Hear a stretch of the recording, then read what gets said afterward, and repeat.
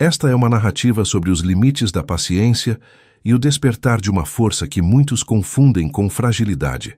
Uma vida inteira dedicada a construir um teto e um futuro para os filhos pode ser esquecida em um segundo de arrogância. Veremos como o desprezo de quem mais amamos pode ser o combustível para uma reviravolta avassaladora, onde o respeito não é apenas pedido, mas retomado com autoridade. Antes de começarmos essa história incrível, não se esqueça de curtir o vídeo, se inscrever no canal e contar pra gente nos comentários de onde você está ouvindo essa história. O inverno no interior do Rio Grande do Sul não perdoa quem tem ossos velhos, e naquela terça-feira cinzenta, o frio parecia ter dentes. Eu estava sentada na poltrona de couro surrado da sala, aquela que Valdemar comprou quando nossa empresa de logística ainda era apenas um caminhão de mudanças e um sonho. Minha perna esquerda, pesada e branca sob o gesso rígido, repousava sobre um puff. O acidente na escada da matriz, 15 dias atrás, não tinha quebrado apenas o meu fêmur. Parecia ter quebrado a hierarquia da nossa casa. O cheiro de café passado vindo da cozinha se misturava ao aroma de lustramóveis, mas nenhum daqueles perfumes familiares conseguia mascarar o azedume que pairava no ar desde que meus filhos se mudaram de volta para cuidar de mim. Sentia a garganta seca, uma lixa áspera que tornava cada tentativa de engolir uma tortura. Valdemar, meu companheiro de 40 anos de batalhas, tinha ido até a cidade resolver pendências bancárias da empresa. Eu estava sozinha com a nova geração. Alessandra, minha primogênita, estava jogada no sofá oposto, os olhos colados na tela do celular, os dedos ágeis digitando algo que parecia ser a coisa mais importante do universo. Bernardo, o mais novo, folheava uma revista de carros importados na mesa de jantar, o fone de ouvido isolando-o de qualquer realidade que não fosse a dele. Alessandra, querida, minha voz saiu como um sussurro rachado. Por favor, você poderia me trazer um copo de água? Esqueci de encher a garrafa antes de me sentar e a dor está latejando um pouco. Minha filha nem sequer levantou os olhos. O único som era o tec-tec incessante de suas unhas de gel no vidro do aparelho. Esperei 1 minuto. 2. O relógio de carvalho na parede, um presente de casamento, parecia zombar da minha sede com seu tic-tac rítmico. Alessandra? Repeti, um pouco mais alto. É só um copo de água, por favor. O remédio para a dor está me deixando com a boca muito seca. Desta vez, ela bloqueou o celular com um estalo seco e me encarou. Não havia carinho. Naqueles olhos que eu beijei tantas vezes quando eram pequenos, havia um desprezo frio, uma impaciência que me gelou a alma mais do que o vento minuano que soprava lá fora. Meu Deus, mãe! Ela explodiu, levantando-se com uma agressividade desproporcional. Você não para um segundo. Alessandra, isso, Iggy. Alessandra, aquilo. Eu tenho uma vida, sabia? Tenho reuniões por vídeo. Tenho meus compromissos. Você está com a perna quebrada. Não ficou paralítica. Quer água? Vá rastejar você mesma até a cozinha, sua velha incapaz. Eu não sou sua serva particular e não vou ficar parando a minha rotina para atender capricho de quem só sabe dar trabalho. O silêncio que se seguiu foi ensurdecedor. Olhei para Bernardo, esperando que ele, o meu menino, dissesse algo. Ele levantou os olhos da revista por um breve segundo, viu o meu rosto pálido e o olhar furioso da irmã e simplesmente desviou a atenção de volta para as fotos de Ferraris. Ele não disse uma palavra. A omissão dele doeu tanto quanto o insulto dela. Eu só pedi um copo de água, Alessandra. Eu disse, minha voz agora firme, apesar do tremor nas mãos. Eu construí esta casa. Eu paguei a sua faculdade de design em São Paulo com o suor de carregar caixas na empresa quando seu pai não tinha ajudante. E agora quer o quê? Um troféu? Ela retrucou, caminhando em direção à escada. O mundo mudou, mãe. Você e o pai são passado. Estão sentados em cima de um patrimônio que nem sabem gerenciar mais. Se não consegue nem pegar a própria água, talvez seja a hora de pensarmos em um lugar especializado para pessoas como você. Nesse momento, o som pesado do portão eletrônico ecoou. Valdemar havia chegado. Alessandra subiu os degraus batendo os pés e Bernardo continuou. Mergulhado em seu silêncio covarde. Ouvi a porta da frente abrir e o cheiro do frio da rua entrou junto com meu marido. Valdemar pendurou o sobretudo, limpou as botas e, antes mesmo de me cumprimentar, percebeu o clima carregado. Ele conhecia cada vinco do meu rosto. Otávia, o que aconteceu? Você está pálida, minha velha, ele disse, vindo em minha direção e ajoelhando-se ao lado da poltrona. Eu não queria chorar, mas uma lágrima teimosa escapou. Contei, com poucas palavras, o que havia acabado de acontecer. Vi a mandíbula de Valdemar se travar. Ele sempre foi um homem de poucas palavras, mas de ações avassaladoras. Ele se levantou, não para pegar a água, mas para ir até a base da escada. Alessandra! Bernardo! Agora! O grito dele fez os cristais da cristaleira vibrarem. Os dois apareceram no topo da escada. Alessandra com um ar de tédio e Bernardo com as mãos nos bolsos. O que foi, pai? Que gritaria é essa? Alessandra desceu os primeiros degraus, afetada. Você vai pedir desculpas para a sua mãe agora. E depois, você vai buscar a água dela. E se eu ouvir, uma única vez mais, qualquer palavra que não seja de absoluto respeito e honra para com a mulher que deu a vida, para que vocês tivessem esse luxo onde encostam o lombo, eu juro por tudo que é sagrado, que vocês vão descobrir o que é rastejar de verdade no olho da rua. Valdemar falou baixo, com aquela voz de trovão contido que ele usava apenas nas negociações mais difíceis da transportadora. Ah, pai, não exagera. Bernardo tentou intervir, mas o olhar de Valdemar o calou instantaneamente. Você é tão culpado quanto ela, Bernardo. O silêncio do cúmplice é a assinatura da covardia. Sua mãe é a rainha desta casa e daquela empresa. Sem ela, eu não seria nada. E vocês seriam menos ainda. Peçam desculpas, agora. Eles pediram. Murmuraram palavras vazias, forçadas pelo medo da autoridade do pai. Mas eu vi nos olhos deles. Eles não estavam arrependidos. Eles estavam apenas esperando a nossa morte para herdar o que restava. Alessandra me entregou o copo de água com uma rispidez mal disfarçada, batendo o vidro na mesinha de canto. Naquela noite, o frio lá fora parecia ter entrado, definitivamente no meu peito. Valdemar adormeceu ao meu lado, segurando minha mão, mas eu não consegui fechar os olhos. O termo velha incapaz ecoava como um sino de igreja em funeral. Eles achavam que nós éramos o passado, que éramos apenas os guardiões de um baú de dinheiro que pertencia a eles por direito. Eles esqueceram que quem constrói um império sabe exatamente onde estão as vigas de sustentação. Peguei o celular na mesa de cabeceira com cuidado para não acordar Valdemar. Meus dedos, ainda ágeis apesar da idade, percorreram a agenda até encontrar o nome que eu não discava há anos. Dr. Arnaldo, nosso advogado e estrategista financeiro de longa data. Olhei para o relógio, 23h45. Ele atenderia. Ele sempre atendia. A ligação chamou 3 vezes. Otávia? Aconteceu alguma coisa com o Valdemar? A voz de Arnaldo soou preocupada do outro lado da linha. Não, Arnaldo. O Valdemar está bem. Mas eu tomei uma decisão sobre a sucessão da Transul e as propriedades de Curitiba. Quero ativar aquela cláusula de contingência que discutimos no ano passado, a de ingratidão e má conduta. Houve um silêncio do outro lado. Arnaldo sabia exatamente do que eu estava falando. Você tem certeza, Otávia? Isso vai deixar os meninos sem absolutamente nada a partir de amanhã cedo. As contas conjuntas serão bloqueadas, os carros da empresa recolhidos e os cargos de diretoria extintos. Eles vão cair no vazio. Olhei para a minha perna engessada. Lembrei-me do olhar de desprezo de Alessandra e do silêncio de Bernardo. Senti o calor da mão de Valdemar na minha. O único homem que me via como a força da natureza que eu sempre fui. Eu tenho certeza, Arnaldo. Comece os trâmites. Amanhã, ao amanhecer, eles vão descobrir o que significa rastejar. Desliguei o telefone. Pela primeira vez em 15 dias, a dor na minha perna parou de latejar. O jogo tinha apenas começado.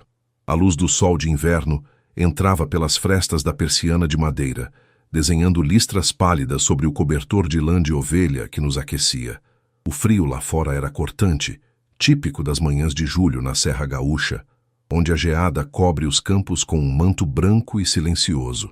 Acordei antes do despertador, sentindo o peso familiar do gesso na minha perna, mas pela primeira vez em semanas, A sensação de impotência tinha evaporado. Valdemar já não estava na cama. Ouvi o som abafado de seus passos na cozinha e o aroma forte de café recém-passado subindo pelo corredor. Ele sempre soube que o café era meu único vício inegociável, o combustível que me fazia enfrentar as planilhas da Transul por décadas.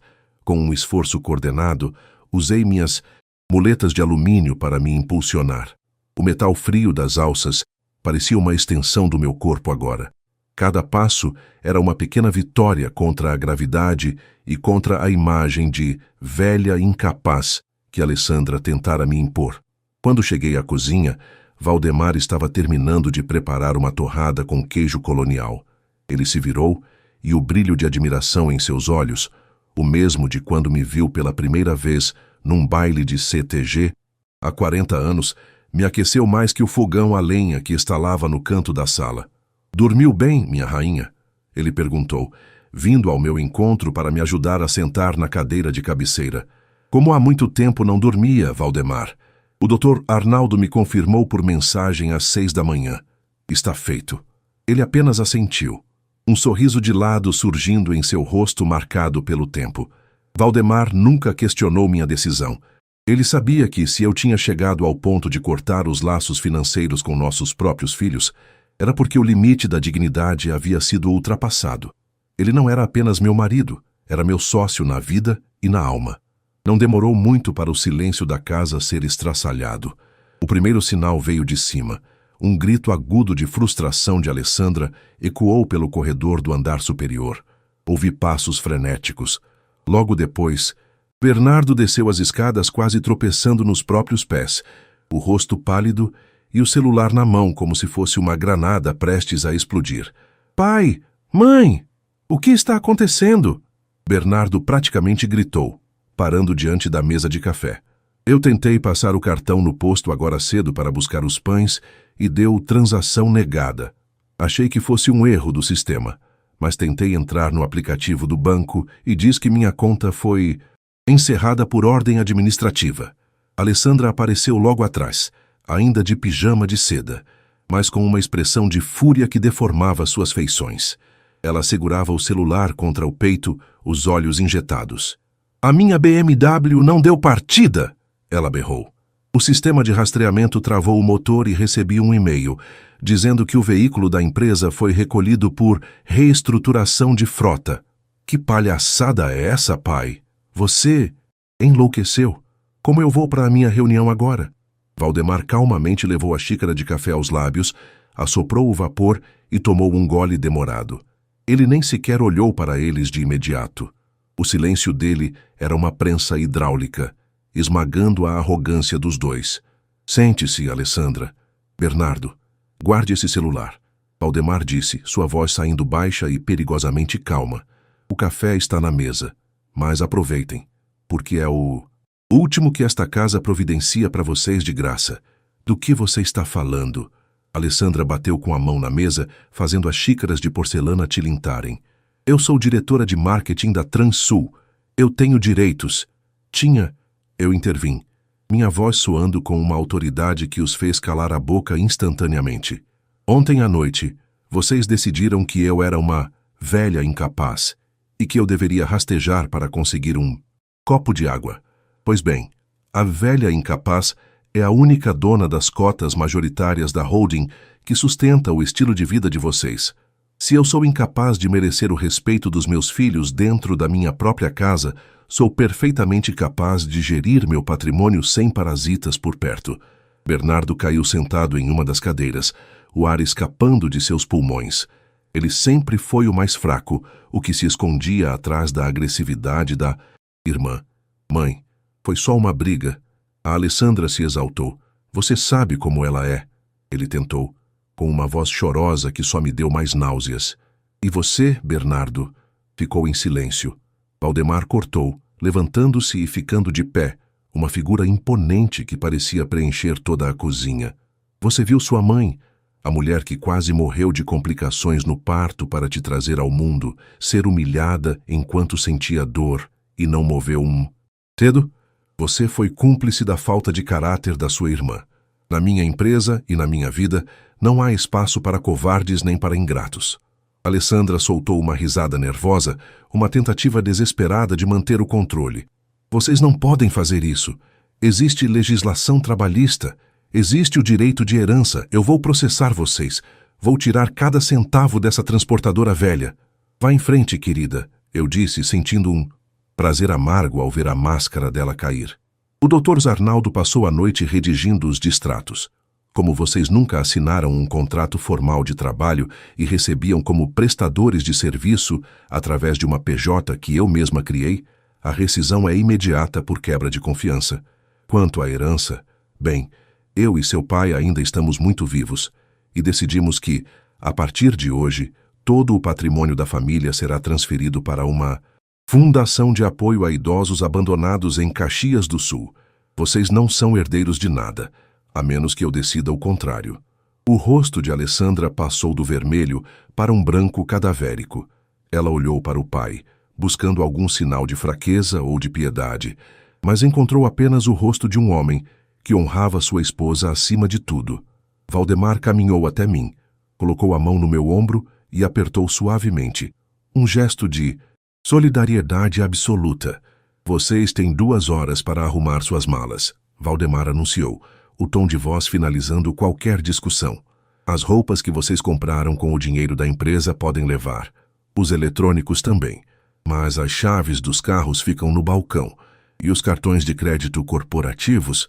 Ele pegou uma tesoura de cozinha que estava pendurada no suporte. Bom, esses já não servem para mais nada. Diante dos olhos arregalados de Alessandra, ele cortou os cartões pretos de alta numeração um por um. O som do plástico sendo mastigado pelo metal da tesoura era o som da liberdade dele sendo triturada. Pai, por favor, Bernardo começou a soluçar. Onde a gente vai morar? Eu não tenho 1 centavo guardado. Eu gastei tudo na viagem para o Nordeste no mês passado. Sugiro que vocês usem a criatividade, respondi, sem desviar o olhar.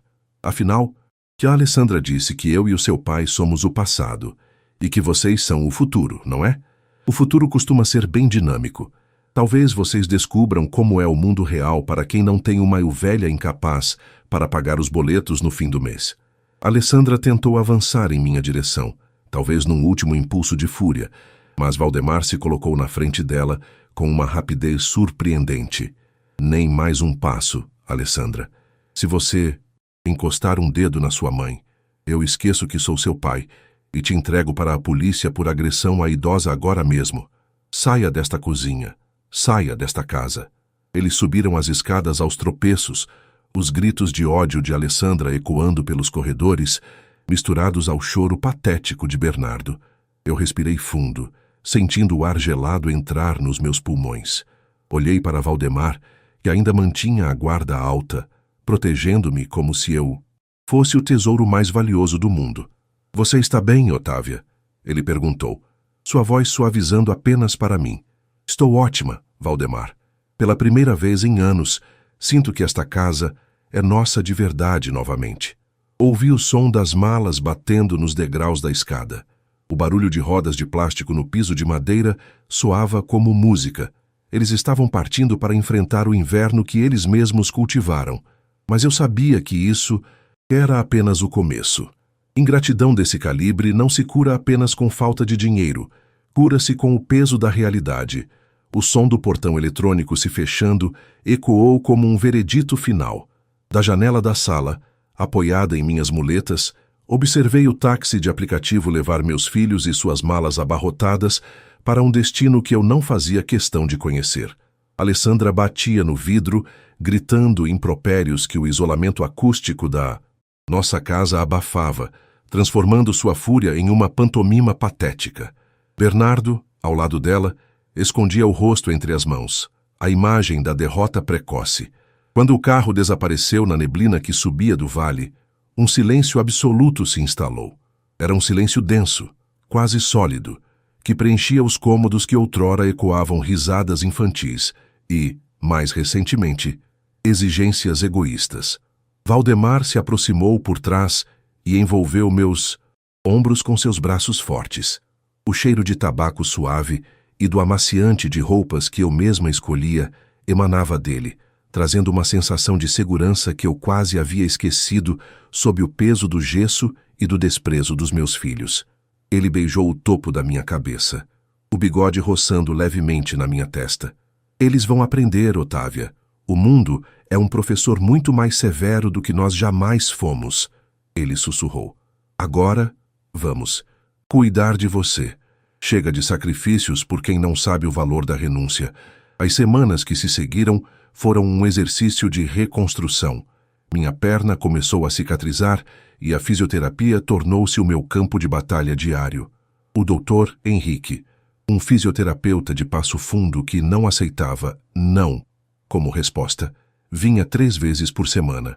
O cheiro de álcool canforado e o som do elástico de resistência esticando tornaram-se parte da minha rotina. Cada movimento doía, uma pontada aguda que subia pelo fêmur, mas eu abraçava aquela dor. Era a prova física de que eu estava me tornando capaz novamente, centímetro por centímetro. Enquanto isso, o cerco financeiro que montamos com o doutor.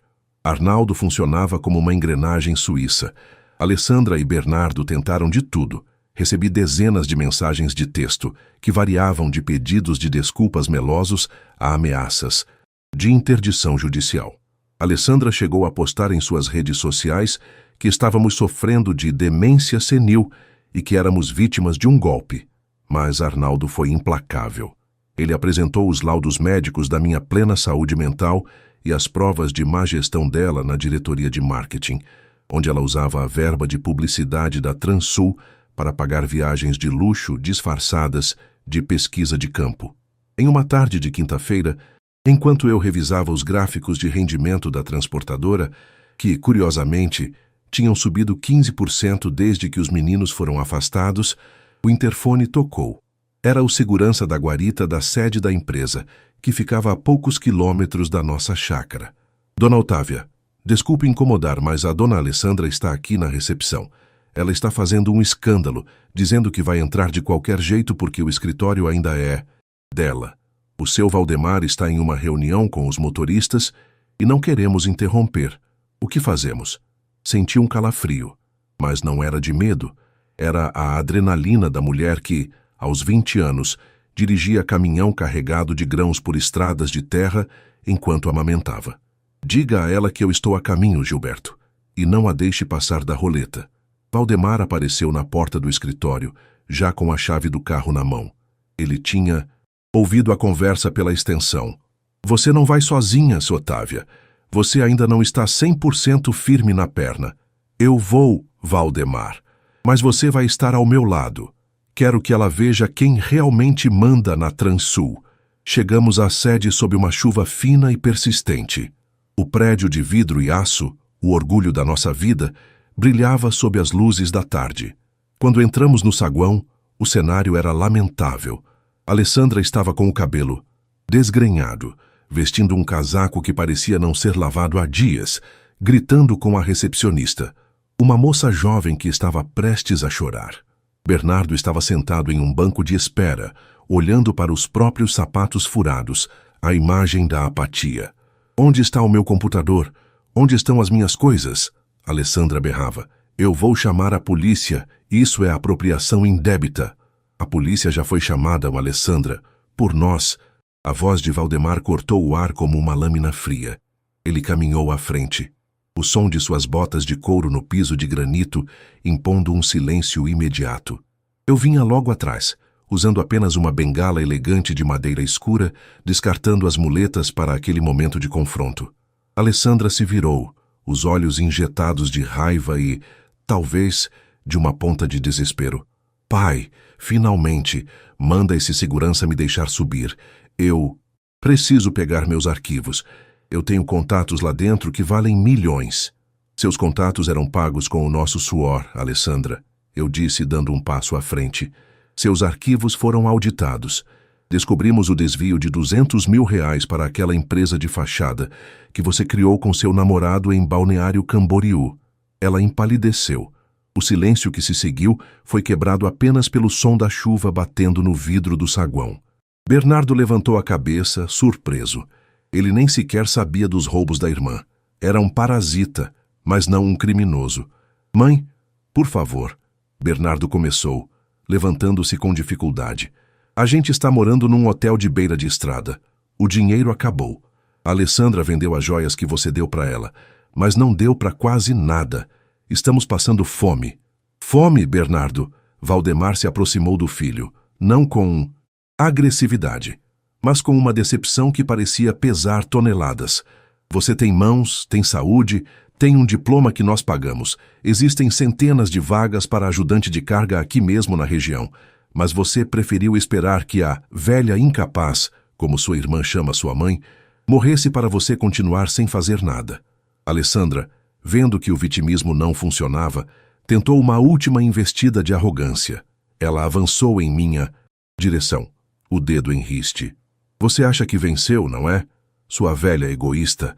Você prefere ver seus filhos na sarjeta do que abrir mão do seu controle doentio sobre esse dinheiro. Você vai morrer sozinha nesse castelo de gelo. Valdemar se colocou instantaneamente entre nós. Ele não levantou a mão, mas sua presença era uma muralha intransponível. Ele segurou o pulso de Alessandra com firmeza, mas sem machucar, forçando-a a baixar o dedo. Você nunca mais, ele disse com uma voz que vibrava de fúria contida, vai se dirigir à minha esposa com esse tom. A Otávia é a alma desta empresa. Cada tijolo deste prédio tem o nome dela. Se você estivesse na sarjeta, Alessandra, seria apenas o resultado da sua própria incapacidade de ser humana. Mas você não está na sarjeta ainda. Ele soltou o pulso dela e tirou do bolso 2 envelopes pardos. O que é isso? Ela perguntou. A voz trêmula. Passagens de ônibus para o interior do Paraná para a fazenda do seu tio-avô. Respondi. Ele precisa de gente para colher fumo e cuidar do gado. Ele não aceita preguiça e não paga com cartões de crédito. Ele paga com teto e comida simples. É a última chance de vocês aprenderem o que significa a palavra trabalho. O quê? Você quer que eu seja colona? Alessandra soltou uma gargalhada histérica. Eu sou uma executiva. Não, Alessandra. Você é uma desempregada com dívidas. Valdemar sentenciou. Ou vocês pegam esses envelopes e tentam salvar o que resta do caráter de vocês, ou a polícia, que acaba de estacionar ali fora, vai entrar para levar você para prestar depoimento sobre os desvios na Transul. A escolha é sua. As sirenes azuis e vermelhas refletiam no vidro do saguão. Alessandra olhou para os policiais que desembarcavam, olhou para o envelope na mão de Valdemar e, finalmente, olhou para mim. Pela primeira vez vi o medo real em seus olhos. Ela pegou o envelope com um movimento brusco, sem agradecer. Bernardo fez o mesmo, com as lágrimas escorrendo pelo rosto. Vamos embora daqui, Bernardo. Ela sibilou, puxando o irmão pelo braço. Eles saíram pela porta giratória, direto para a chuva. Vi quando caminharam em direção à rodoviária. 2 figuras pequenas e amargas sob o céu cinzento. Valdemar passou o braço pela minha cintura e me sustentou. Você foi incrível, Otávia. Ele sussurrou no meu ouvido. Nós fomos, Valdemar, nós fomos. Voltamos para o carro. A perna ainda doía um pouco, mas era uma dor que trazia consigo a paz da justiça feita. O inverno ainda estava longe de terminar, mas dentro de nós, algo finalmente tinha começado a florescer. 6 meses se passaram desde que o último vestígio da arrogância de Alessandra e da covardia de Bernardo cruzou o portão da nossa chácara sob a chuva persistente de julho. O inverno rigoroso do Rio Grande do Sul dera lugar a uma primavera vibrante, daquelas que pintam as encostas da serra com o roxo dos ipês e o rosa das azaleias. O ar, antes pesado e carregado de ressentimento, agora carregava o perfume doce da grama recém-cortada e o frescor das manhãs que prometiam renovação. Eu estava sentada na varanda, mas não mais na poltrona de couro da sala. Meus pés estavam firmes no chão de pedra ardósia e a bengala de madeira escura repousava encostada na mesa de ferro forjado, mais como um acessório de elegância do que como uma necessidade vital. Minha perna estava curada.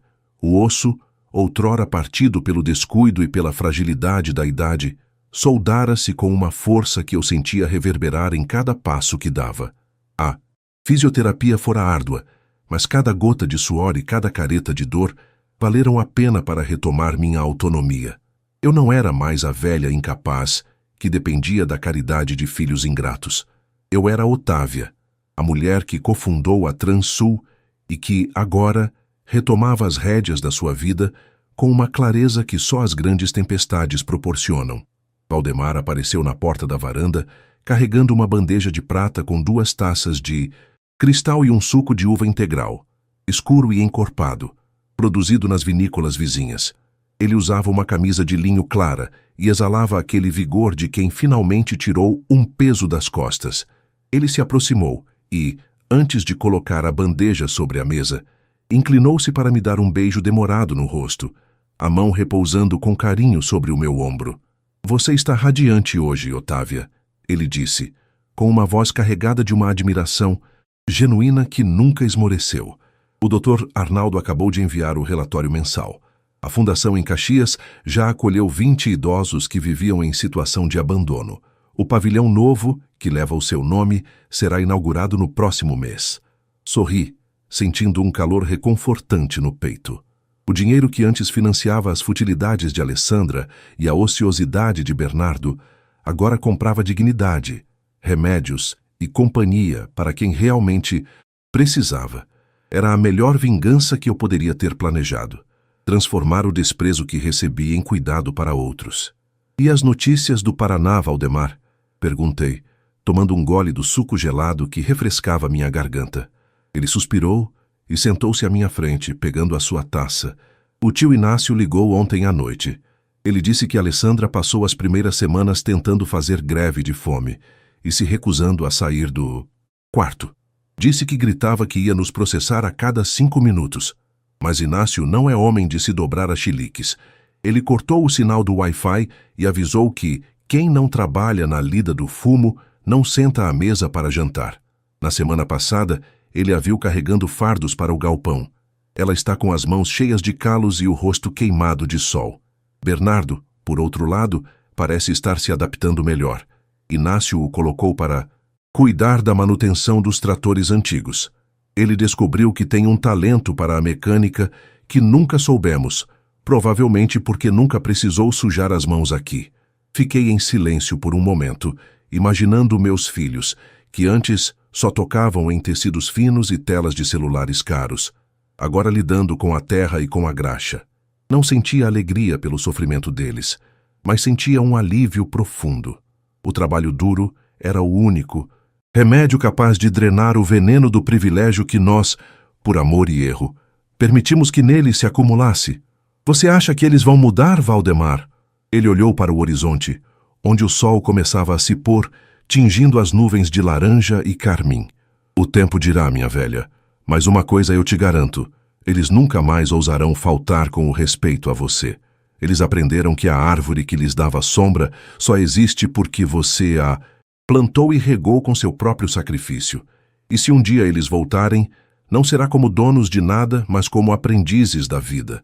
Naquela noite, decidimos jantar no salão nobre da Transul para celebrar o aniversário de 45 anos da empresa. O prédio estava todo iluminado e todos os funcionários, desde os motoristas veteranos até os jovens aprendizes do administrativo, estavam presentes. Quando entramos no salão, fui recebida com uma salva de palmas espontânea. Eu não era apenas a esposa do dono. Eu era a mulher que muitos ali viram conferindo notas fiscais de madrugada e garantindo que cada caminhão saísse com segurança. Valdemar subiu ao pequeno palco montado no centro do salão. Ele pediu silêncio e, com o microfone em mãos, fixou os olhos em mim. O salão inteiro mergulhou em uma expectativa respeitosa. Amigos e colaboradores, começou ele, a voz firme ecoando pelas paredes de vidro. Hoje celebramos quase meio século de história. Muitos olham para esses caminhões lá fora e veem máquinas. Eu olho e vejo o trabalho de uma vida. Mas há algo que preciso dizer publicamente, algo que talvez eu devesse ter dito com mais frequência. A Transul não existiria sem a mulher que está sentada naquela mesa. Otávia enfrentou estradas perigosas quando as mulheres nem podiam sonhar em dirigir. Ela segurou as pontas quando estivemos perto da falência. Ela é o alicerce, a inteligência e o coração desta família e deste negócio. Recentemente, passamos por provações dolorosas dentro de nossa própria casa, momentos em que a honra dela foi posta à prova por quem mais deveria protegê-la. Mas eu quero que todos saibam, enquanto eu respirar, Otávia será tratada com a reverência que uma rainha merece. Ela não é o passado, ela é o nosso exemplo de presente e o nosso guia para o futuro. Ele desceu do palco e caminhou em minha direção sob os aplausos retumbantes.